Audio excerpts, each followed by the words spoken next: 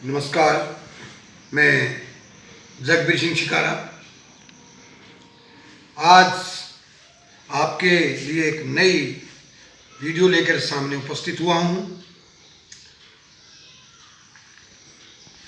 उसका संबंध कक्षा 10-2 से है।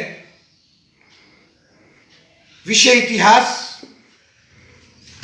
उसके प्रश्न है जाति प्रथा क्या है और उसकी क्या विशेषताएं हैं। आज हम इसके बारे में कुछ चर्चा करेंगे, इसके बारे में पढ़ेंगे। जाति प्रथा, कास्ट सिस्टम। भारतीय जाति प्रथा हिंदू समाज की एक अद्वितीय संस्था है।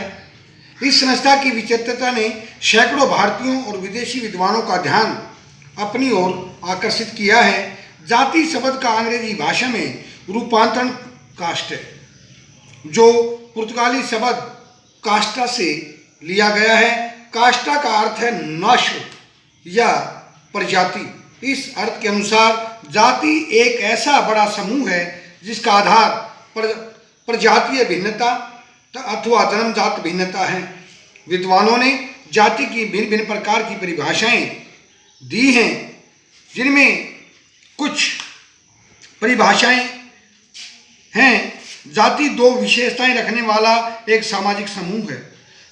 सदस्यता उन्हीं तक सीमित होती है जो जाति के विशेष सदस्यों से उत्पन्न हुए हों, और उसमें इस तरह उत्पन्न सभी व्यक्ति शामिल होते हैं।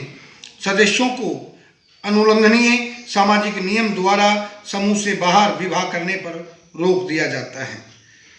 डॉक्टर मैकाइवर के अनुसार जब स्थिति पूरी तरह पूर्व निश्चित हो, ताकि मनुष्य बिना किसी परिवर्तन की आशा के अपना भाग्य लेकर उत्पन्न होते हों, तब वर्ग जाति एक रूप धारण कर लेता है।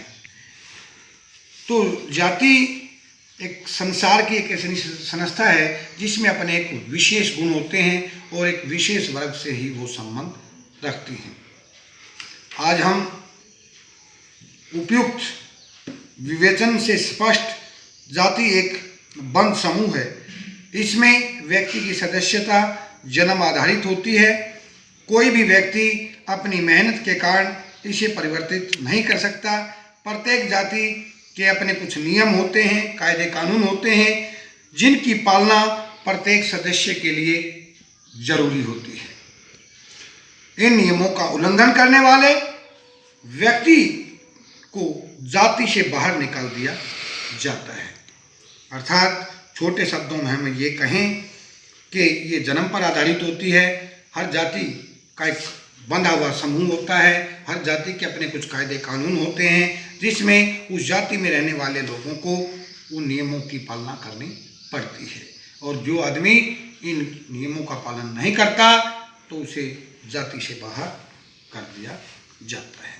तो जाति प्रथा की क्या विशेषताएं हैं, इसके बारे में पढ़ेंगे। सदस्यता जन्म पर आधारित। जाति में सदस्यता जन्म पर आधारित होती है।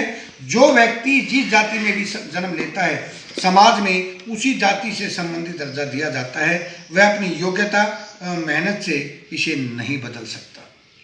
चाहे वो कितनी मेहनत कर ले, चाहे उसके अंदर कितने गुण आ जाएं, लेकिन वो अपनी जाति को नहीं बदल सकता।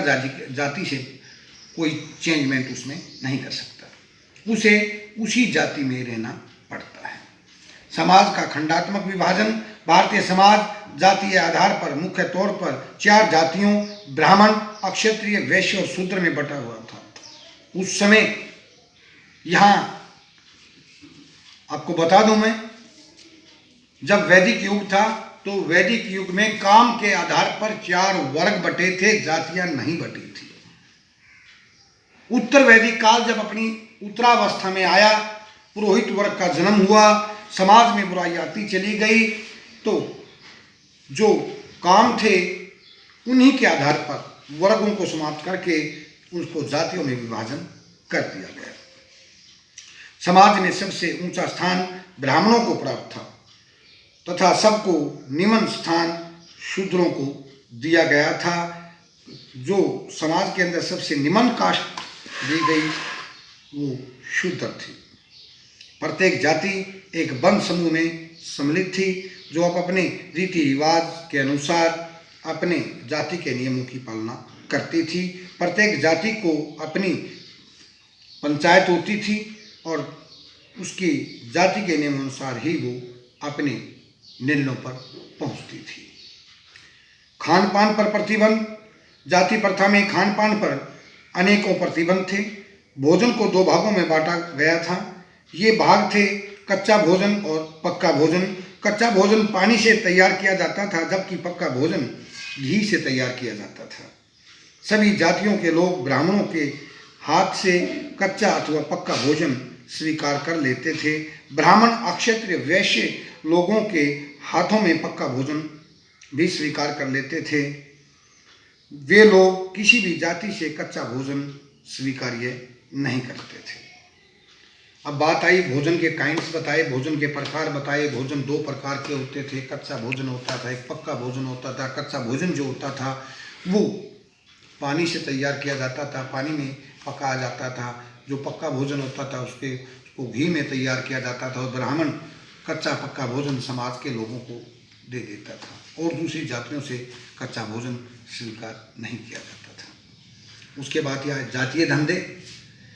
जाति प्रथा में धंधे जन्म पर आधारित कर दिए गए थे। जो जिस वर्ग में जन्म ले लेता, जिस जाति में जन्म ले लेता, जो उसके पिता ने, उसके पूर्वजों ने काम किया था, वो आने वाली संतानों को भी वो काम करना पड़ता था। जो व्यक्ति जिस जाति में जन्म ले लेता, उसी जाति से संबंधित व्यवसाय उसको अपनाने पड़ते थे। अक्षत्रिय का कार्य देश की रक्षा करना, वैश्य का कार्य खेती करना, व्यापार करना और शूद्र का कार्य उपरोक्त तीनों जातियों की सेवा करना था। व्यक्ति अपने जाति के व्यवसाय के अतिरिक्त कोई दूसरा व्यवसाय नहीं अपना सकता था। जो व्यवसाय जिसके दम में लगा हुआ था, उसी व्यवसाय के अनुसार वो अपना कार्य करता था। जाति से जुड़े प्रतिबंध। जाति से जुड़े प्रतिबंध अनेक थे। प्रत्येक व्यक्ति को अपनी जाति से संबंधित व्यवसाय अपनाने पड़ते थे। जाति से संबंधित उसे खान पान संबंधी नियमों का, प्रतिबंधों का पालना करनी पड़ती थी। उसे अपनी जाति के अंदर शादी करनी पड़ती थी। शूद्रों को पढ़ने अथवा मंदिरों में जाने का अधिकार नहीं था। शूद्रों को उच्च जाति के लोगों के साथ छूने अथवा सार्वजनिक कुओं पर जल भरने की आज्ञा भी नहीं थी। ये इस प्रकार के कुछ अनेक सामाजिक नियम में रहना पड़ता था। ये प्रतिबंध थे। मतलब ब्राह्मणों को विशेष छूट थी। उनके पठन पाठन का कार्य था, समाज के लिए नियम तैयार करते थे, जबकि अन्य दूसरी जातियां थी वो अपने नियमों बंदी होती थी। सबसे ज़्यादा कड़े नियम जो थे वो शूद्रों के ऊपर लगाए गए थे। जाति अंतर्विवाही होती थी। जाति एक अंतर्विवाही समूह है।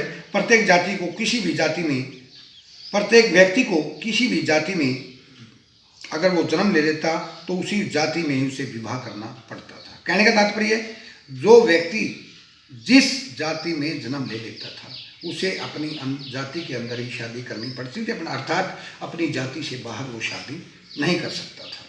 वह किसी और जाति के व्यक्ति के साथ विवाह नहीं कर सकता था। इस नियम का उल्लंघन करने वाले व्यक्ति को जाति में से निष्कासित कर दिया जाता था, जाति से निकाल दिया जाता था। और ऐसा करने के पीछे उद्देश्य रक्त की शुद्धता को बनाए रखना था। अगर इस प्रकार कोई शादी भी कर लेता था तो अगर उनसे जो संतान उत्पन्न होती थी, ऊंच और निम्न जाति ने शादी कर ली, तो उसमें समाज के लोग जो थे, समाज के जो पंचायतें जो थी, वो उसे जाति से बाहर कर देती और उनसे उत्पन्न संतानों को चांडाल का नाम दिया जाता था। उसे किसी भी वंश में नहीं माना जाता था। निम्न जातियों का शोषण। जाति प्रथा में व्यक्ति को समाज में उच्च अथवा निम्न दर्जा जन्म के आधार पर प्राप्त होता था। उच्च जातियों के लोग निम्न जातियों के लोगों के साथ जानकारी से भी, मतलब जानवरों से भी ज़्यादा बदतर सलूक करते थे। और निम्न जातियों के लोगों का केवल एक ही कर्तव्य था कि वे उच्च जातियों के लोगों की सेवा करें। उन्हें प्रत्येक प्रकार के अधिकारों से वंचित रखा जाता था। मतलब उच्च जातियों के लोगों के पास अनेक अधिकार थे, अनेक उनके पास छूट थी, विशेषताएं, विशेष उनको छूट मिली हुई थी। लेकिन जो निम्न जाति के लोग थे उनके साथ एक जानवरों के साथ जैसा सलूक किया जाता था। समाज में उन्हें हीनता की दृष्टि से देखा जाता था, उनकी परछाई तक अपने ऊपर नहीं पड़ने दी जाती थी और उन्हें समाज के अंदर एक निम्न दर्जा दिया जाता था। जाति व्यवस्था के अंदर आपको मैं बता दूं कि व्यक्ति की सदस्यता उसके जन्म पर आधारित होती थी। वह जिस जाति में जन्म ले लेता उसको सारी जिंदगी, सारा जीवन, जब तक वो समाज में जीता, संसार में रहता, वो जाति के घेरे में रहता था। प्रत्येक व्यक्ति को अपनी जाति से संबंधित व्यवसायों को अपनाना पड़ता था। कोई भी व्यक्ति अपनी योग्यता के कारण किसी और जाति में प्रवेश नहीं कर सकता था, चाहे उसमें सर्वगुण संपन्न वो हो जाए, सभी गुण उसके अंदर आ जाएं। प्रत्येक जाति के व्यक्ति को अपनी जाति के नियमों की पालना करनी पड़ती थी और उसका उल्लंघन करने पर उसे जाति से निष्कासित कर दिया जाता था और पंचायतों का फरमान सुनना पड़ता था। हर जाति की अपनी एक पंचायत होती थी। जाति चेतनता, जाति व्यवस्था में जाति चेतनता ही पाई जाती थी। प्रत्येक व्यक्ति यह पता होता था कि समाज में उसकी स्थिति उसकी जाति पर निर्भर है, उसे जाति से जन्मजात प्राप्त होती थी। यदि किसी व्यक्ति का जन्म किसी ब्राह्मण के घर होता तो उसे विशेष अधिकार प्राप्त होते थे और तथा समाज द्वारा उनका विशेष सम्मान किया जाता था। निम्न जाति के घर में पैदा होने वाले व्यक्ति को न केवल सभी अधिकारों से वंचित रखा जाता था, बल्कि उसके साथ बुरा व्यवहार किया जाता था। कोई व्यक्ति अपनी योग्यता के अनुसार किसी भी जाति में प्रवेश नहीं कर सकता था। जो जाति एक प्रकार का समाज में एक ऐसा बंधन था जो जन्म पर आधारित होता था और सारा जीवन उसी घेरे में बंद कर उसको रहना पड़ता था।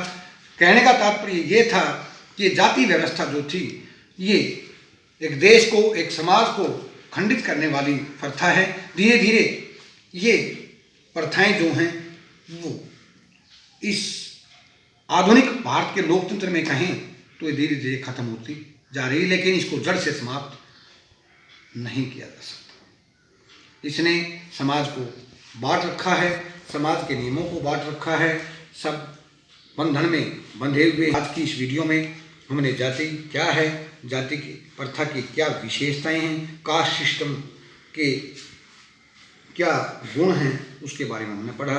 तब तक के लिए आगे आपके सामने एक नई वीडियो लेकर फिर हाजिर होंगे। तब तक के लिए आपके नमस्कार, विदा।